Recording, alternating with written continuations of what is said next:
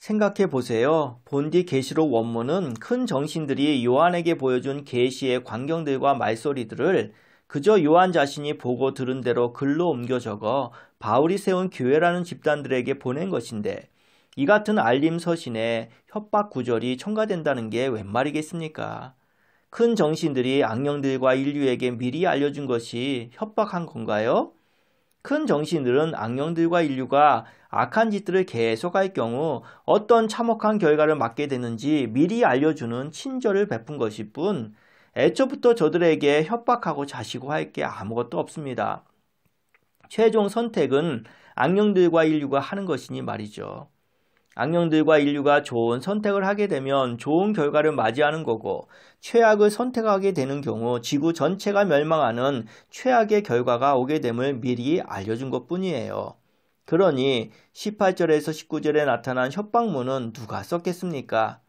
날조 조작을 밥 먹듯이 저질러 온 바울과 그 일당들.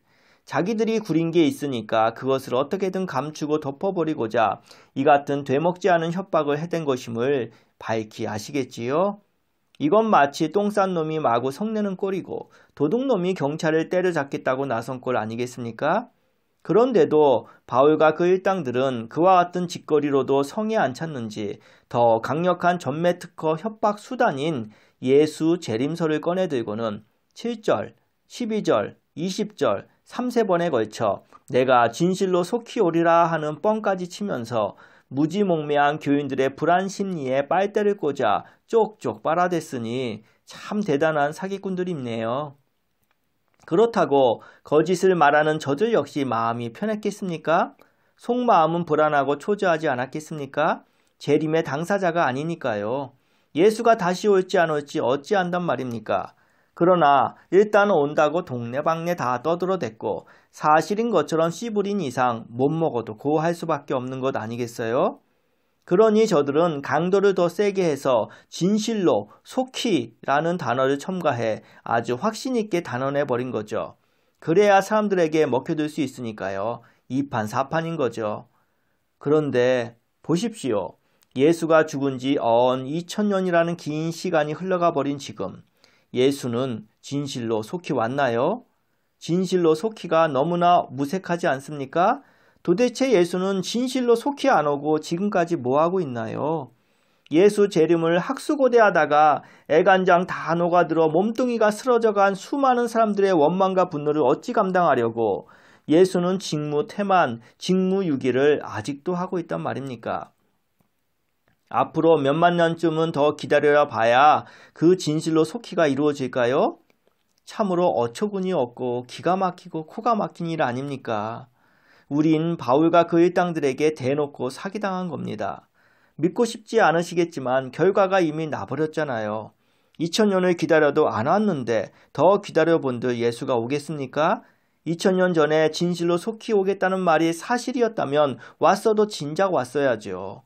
현재까지 오지 않았다는 사실은 예수가 그런 말 한 적 결코 없다는 명확한 증명 아니겠습니까? 그렇습니다. 예수는 큰 정신들이 알려준 계명을 유대 사회에 다시금 밝혀준 것으로 자기 할 일 마치고 갔습니다. 안타깝게도 당시 유대 지배층들에 의해 반역죄로 몰려 죽임을 당했지만 자기가 해보고 싶었던 일을 하고 죽었고 그것으로 끝 했는데 왜 다시 오죠? 신께서 예수를 다시 보내겠다고 말씀하셨나요? 살아생전 예수는 신으로부터 그런 말씀을 들은 적 전혀 없기에 자기 입으로 다시 온다는 말이나 약속을 한 적이 없는데 어찌된 일이죠? 결론은 모두 다 바울의 조작질에서 비롯된 가짜 말들과 거짓 약속이었을 뿐입니다. 예수는 바울에 의해서 신분 자체가 완전히 세탁되어 버렸으니까요.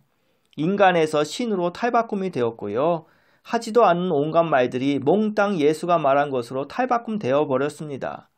이렇듯 천인공노할 만행이 바울과 그 일당들에 의해 저질러졌으니 그 피해 당사자인 예수의 심정은 어떠했을까요?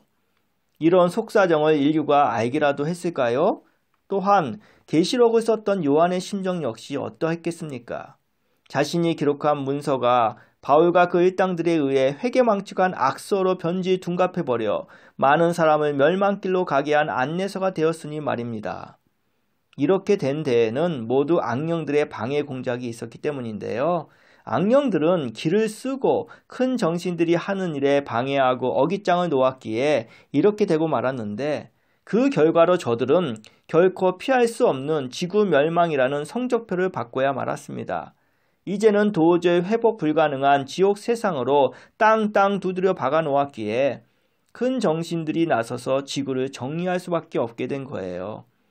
지구를 만든 큰 정신들은 악령들과 인류를 좋게 해주려고 계명, 곧 도리와 합리를 알려준 것이건만, 악령들과 인류는 무조건 반대세의 기세로 사사건건 도리와 합리를 깨부수다 보니 결국 끝장을 보고야 말았네요. 요한을 통해 알린 그 내용이 바로 제발 지구 멸망길로 가지 말라인데, 오히려 멸망을 선택하고야 말았으니 이렇게 황당할 수가 어디 있을까요? 바울과 그 일당들은 계시록 마지막 절에서 주 예수의 은혜가 모든 자들에게 있을지어다 아멘 하면서 마지막을 장식했는데, 뻔뻔함과 가증스러움의 극치를 보는 것 같네요. 그렇다면 그동안 주 예수의 은혜가 모든 세상에 충만해져서 이렇게 지구 멸망까지 왔다는 말이 되니, 그럼 지구 멸망도 달게 받아들이고 현재의 코로나 상황도 달게 받아야 하겠지요? 어찌어찌 해보겠다고 용서받자 허망한 죽음만 재촉할 따름이니까요. 2020년 코로나가 전 세계에 덮친 게 바로 지구 멸망의 신호탄이고, 코로나를 시작으로 지구 멸망의 본편 대재앙이 활짝 열렸다 하셨습니다.